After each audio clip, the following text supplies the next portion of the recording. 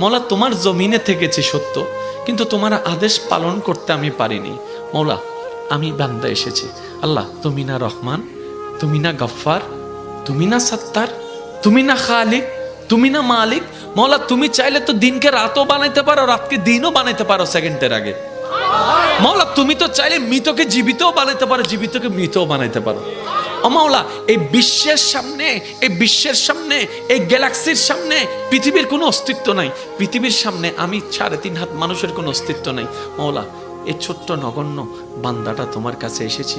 মৌলা মা তো ফেরাই দেয় না, মায়া করে। তুমি তো বলেছ মায়ের চাইতে 1000 গুণ বেশি তুমি বান্দাকে ভালোবাসো, বান্দাকে ভালোবাসো। ও মাওলা তুমি দৌড়াই দিলে কার কাছে যাব? তুমি রহমত না করলে কে রহমত করবে? তুমি ফিরাই দিলে আমি কার কাছে যাব? ও মাওলা তুমি ছাড়া তো আমার কোনো উপায় নেই, তুমি ছাড়া তো আমার কোনো উপায় নেই। ও মাওলা এবার বান্দা চোখের পানি ফেলে ফেলে কান্না করতেই আছে। সেই কান্নার আওয়াজটা দুনিয়ার জমিনে ডানাও যদি 1 হাত না যায় হতে পারে, কিন্তু সেই আওয়াজটা রব পর্যন্ত পৌঁছাই যাচ্ছে, রব পর্যন্ত পৌঁছাই যাচ্ছে। যে চোখের পানিটা চোখ থেকে জোরে জোরে গালের মধ্যে শুকাই যাচ্ছে, যাই নামাজে বিলীন হয়ে যাচ্ছে।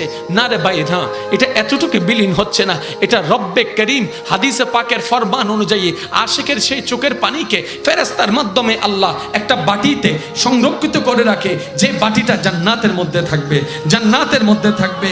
এমন পানি আল্লাহ পাক নষ্ট হতে দেয় না। বান্দা চোখের পানি ফেলতেই আছে, মন থেকে